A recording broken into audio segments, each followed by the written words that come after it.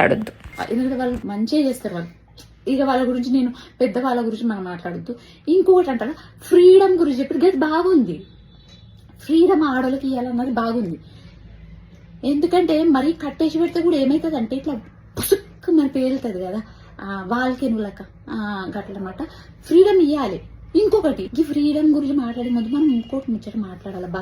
అది ఏంటంటారా, వీళ్ళు తప్పు చేసి వాళ్ళు తప్పు చేసి బదులు అసలు సొల్యూషన్ మాట్లాడాలి. అబ్బో మంచి మాట వచ్చింది, సొల్యూషన్. దాని గురించి మాట్లాడాలి. వీళ్ళు తప్పు చేసిరు వాళ్ళు తప్పు చేసిరు అని మాట్లాడితే దానివల్ల మనకు ఉపయోగం ఏం లేదు. మనం ఈ వీడియోలో ఏంటంటే అసలు ఏం చేయాలి అనేది. ఫ్రీడమ్ సరే అబ్బా, ఫ్రీడమ్ అంటే ఏంటిదో తెలుస్తేనే కదా ఫ్రీడమ్ ఇచ్చిండ్రో లేదో తెలుస్తుంది. ఇప్పుడు చిన్నప్పటి నుంచి మనకి అసలు ఫ్రీడమ్ అంటే ఏంటిది, దాని విలువ ఎట్లా తెలుస్తుంది, దాన్ని నేర్పిస్తేనే కదా అర్థమవుతుంది.